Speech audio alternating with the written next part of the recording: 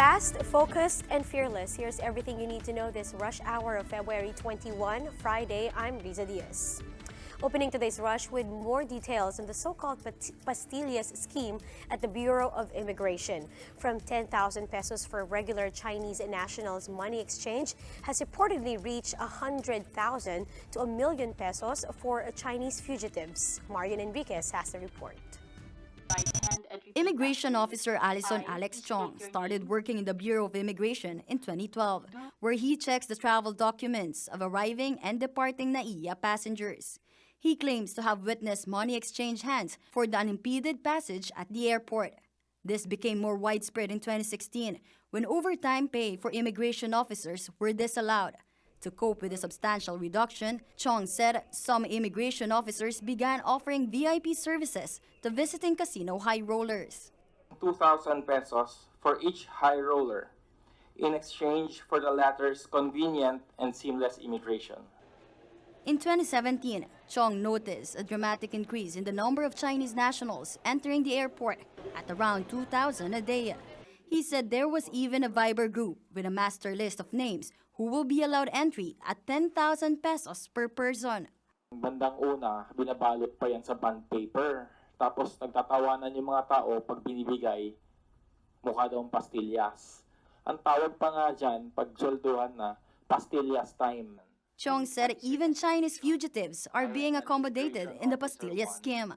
So iba-iba yung rate? From what I have heard, it ranges from around 50 to 200,000. Pag mga high profile po, Your Honor, million po yun. Chong admitted that he was previously involved in the modus, but felt the need to testify when he saw the rise of Pogo-related prostitution. Chong named 3 chiefs of the Travel Control Enforcement Unit and a former Ports Operation Division chief as being involved in the scheme. They took control of the collections from entering and departing passengers, then disbursed commissions at the end of every week. Chong is now applying for witness protection under the DOJ. President Duterte has relieved all immigration officials and employees involved in the pastillas scheme. As a grave form of corruption which cannot and will never be countenanced by this government. As we have repeatedly stressed, there are no sacred cows in this administration. Former immigration officials were invited to attend the Senate's next hearing. For News 5, Marian Enriquez. We are One News. Meanwhile, President Duterte has his eyes fixed on ninja cops, all while governments go to drug war police officer Jovi Espinido faces issues of being included in the narco list. Jem Vansenia has the story. Back in his hometown Davao, President Duterte did not waste the chance to snap at the country's so-called ninja cops. During the graduation ceremony of PNP officials undergoing public safety course, Duterte again threatened to go after errant cops engaged in recycling confiscated illegal drugs. Mga ninja cop, mamamatay talaga yan. Baski na hindi na akong presidente. Habulin ko talaga yung mga yan. As for police officers that have a clean record, Duterte says they do not have anything to worry about. Malacanang earlier said that the president has maintained trust on Lieutenant Colonel Jovi Espinido, who is allegedly part of the government drug watch list. Espinido is considered the poster boy for the Duterte administration's war against drugs, having led several operations against local politicians accused of protecting drug syndicates. He now fears there may be threats to his life following his inclusion in the so-called narco list. Presidential spokesperson Salvador Panelo says Espinido is free to ask for protection from government.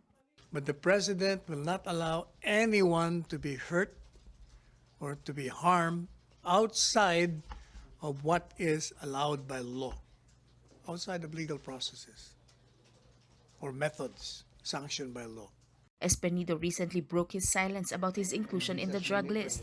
He denied the allegations and floated the possibility of failed police intelligence for it. Interior Secretary Eduardo Anyo did not like Espinido's defense. Those are uncalled for remarks because hindi nga alam yung bakit ba siya nalagay sa listahan. Yung dapat alamin niya ano yung mga reasons bakit siya nalagay sa listahan. He now advises the controversial cop to answer the accusations against him at the proper venue. Gusto lang ni Espinido na explain yung sarili niya sa dami ng mga lumalabas na story sa media.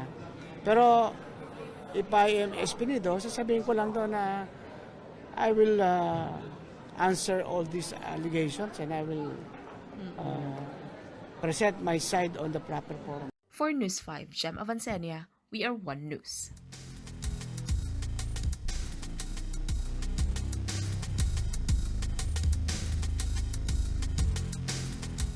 About 500 Filipinos from the Diamond Princess cruise ship in Japan are set to return to the Philippines this Sunday. JC Cosico has the details. It was an exodus of sorts. Hundreds of passengers walked off the Diamond Princess cruise ship on Wednesday after spending 2 weeks in quarantine for COVID-19. Save for the more than 500 Filipinos, mostly crew members, who have yet to be repatriated on February 23. Health Secretary Francisco Duque said the Department of Foreign Affairs is currently coordinating with its counterparts in Japan. The Wuhan City repatriation plan had been successfully implemented. So it's going to be basically the same, but with some adjustments ostensibly because of the bigger number. Maraming BOQ na mag-screen na naman sa kanila. Kasi may pre-embarkation screening in Japan and then may post-disembarkation dito sa atin. 2 planes will carry them home and will land at the Haribon hangar of the Clark Air Base. From there, buses will transport them to the New Clark City's Athletes Village in Tarlac, where they will be quarantined for yet another 14 days. It is the same building where some 30 Filipinos from Hubei Province, China, are currently quarantined. But Duque said the quarantine period of the Filipinos from Hubei is set to end this week, and the facilities will be disinfected even if the first repatriates were asymptomatic of the virus. The cruise manning agency Magsaysay, meanwhile, will shoulder the costs of their accommodation, food and other expenses while under quarantine. 21 hospitals from different regions are also ready to provide aid. Per hospital that is participating, there will be 2 doctors, 4 nurses, 2 nursing attendants, 2 utility workers, with 1 having the competency for electrical and water plumbing. So 10 per team. But Duque clarified only those who are asymptomatic will be allowed to go home, and that the 44 Filipinos on board who tested positive for COVID-19 will not be repatriated. For News 5, JC Cosico, we are One News. During the same briefing, the Health Department also announced that 17 more people are now under investigation for COVID-19. This brings the total number of suspected cases to 556. Only 135 of them are admitted to different hospitals. 420 patients have already been discharged. Meanwhile, 116 more patients have died due to the coronavirus disease around the world. These include the first recorded death in South Korea, 2 deaths from the Diamond Princess cruise, and the second casualty from Hong Kong. China has reported a decline in new cases, but in South Korea, COVID-19 cases are on a rise. That's why, as of this morning, the number of infected people across the globe is now nearing 76,000. Recovery is picking up, though, with over 16,800 patients cured from the disease. Over in Ukraine, scuffles broke out between the police and some residents as they protested the arrival of evacuees from China's Hubei province on Thursday. Residents feared they could be infected with the COVID-19 despite authorities insisting there was no danger. The Eastern European country has no confirmed case of the virus.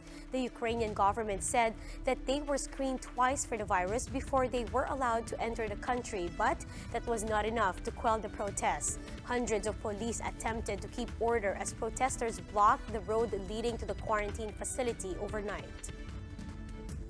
The World Health Organization welcomes reports of declining new cases of COVID-19 infections in China, but the agency says it's still too early to celebrate. The WHO says it still remains to be seen whether the trend will continue. The agency is now awaiting the results of 2 clinical trials for possible virus treatments, which will be ready in 3 weeks. The data from China continue to show a decline in new confirmed cases, Once again, we're encouraged by this trend, but this is no time for complacency. Here are the biggest stories from the dailies. The Education Department has lifted the suspension of national events and other off-campus activities starting Monday. However, DepEd Secretary Ling Briones reminded organizers to strictly follow the precautionary measures against COVID-19 issued by the DOH. The Philippine Star reports that the agency has also released a new schedule of national events that were postponed due to the COVID-19 threat. The Freeman reports that Cebu is now banning pig feeds from Luzon, Mindanao, and Eastern Visayas. This comes after the provincial government barred the entry of pigs and pork products in an effort to keep the African swine fever virus at bay. The Cebu provincial veterinarian explained that it's possible that feeds from infected areas may have also contracted the virus. Only cooked and canned pork products from ASF-affected areas are still allowed to enter the province. The Justice Department believes that the ambush killing of former Bucor legal chief Frederick Anthony Santos has something to do with the information Santos has on the GCTA scheme exposed last year. Filipino Star ngayon reports that the NBI has been tasked to look into this angle. Santos was one of the 20 Bucor personnel placed under suspension by the Ombudsman over the good conduct time allowance mess. The expiration of ABS-CBN's franchise draws near, but House Speaker Alan Peter Cayetano insists there's no reason to hurry deliberations on this. Ria Fernandez has the report. The Senate is rushing its hearing on ABS-CBN's franchise, moving it to February 24, Monday, instead of its original schedule on the 27th. But the leadership of the lower house is far from pleased. Speaker Alan Peter Cayetano touted the move as a violation of the Constitution. Tataka lang ako kay Senator Grace po at sa mga senador. Kapag tsa-tsa pinag-usapan, ayaw nila. Huwag daw muna pag-usapan. Pero they feel free to violate the Constitution. Saan ba mag-uumpisa ang prangkisa? Sa House o sa Senate? For Cayetano, why hurry when the media giant won't cease operations once its franchise expires on May 30? Meron po tayong ugnayan sa MTC na gagawin na habang nag-hearing kami o habang pending sa amin, hindi magsasara. As far as Cayetano is concerned, the Congress is better off tackling other issues first and that ABS-CBN's franchise should instead be on the drawing board by August, after the President's State of the Nation address. Kung mag-hearing tayo ng 2 linggo at kulang yung oras tapos magre-recess tayo o kahit hindi mag-recess, during the recess mag-hearing, hindi mo naman maidadala sa plenaryo. But for his fellow lawmakers, President Rodrigo Duterte might be softening his stance on the network. Representatives Edsa Lagman and Alfredo Garbin believe that Senator Bongo's earlier pronouncements calling on the House to act on the franchise has the President's blessing. Kasi pangit kasi napapag-usapan sa telebisyon, napapag-usapan sa social media, puro lang aligasyon, puro lang spekulasyon. Pala spokesman Salvador Panelo, meanwhile, has a different take on the matter. If they are so minded to extend the franchise of any holder, all they can do is to pass a law. Because if the expiration period comes, then it is expired. Panelo emphasized that Duterte only wants the Congress to do its job, and that is to deliberate on the franchise extension. For News 5, Ria Fernandez, we are One News. PNR deploys 2 of its new trains from Indonesia, which are now ferrying passengers from Alabang to Tutuban. JC Cosico returns with this report. Fully air-conditioned, well-lit, and equipped with security features such as CCTV cameras, safety signages, polycarbonate glass windows, and obstacle door detectors. These are just some of the features of the newly deployed train sets of the Philippine National Railways purchased from Indonesia. Each set, which can ferry 1,000 passengers per trip, has 4 8100 series of diesel multiple units or DMU train cars. Hindi na ito tatakusin ng bato at tirador. Pangalawa, hindi na nang iipit yung pinto. The trains are now fully operational and will traverse the Tutuban-Alabang route. It is expected to benefit 90,000 passengers, increasing the PNR's daily capacity of 48 to 60,000 commuters. The additional train sets will also reduce waiting time to 20 minutes from the usual 1 hour and a half. The best part, the PNR is offering free rides for the next 10 days. After that, a 15 peso base fare will be maintained. But Transportation Chief Arthur Tugade appealed to the public to value the new modern train sets. Kung gusto natin manatiling matagal ang paggamit ng ating mga tren, kailangan yung kooperasyon ng lahat. Gamitin ng tama, huwag gumawa ng perwisyo, huwag maging pasaway. More developments are also underway for the PNR. Under the 2018 train procurement and refleeting strategy for the train line, another dual set of trains, 3 more locomotives, 15 passenger coaches, and 2 shunters are expected to arrive in the middle of the year. Once completed, the PNR can serve more than 140,000 passengers daily. For News 5, JC Cosico, we are One News. And that's how the day is shaping up to be. Join us again next time for another round of Rush. I'm Riza Diaz. We are One News.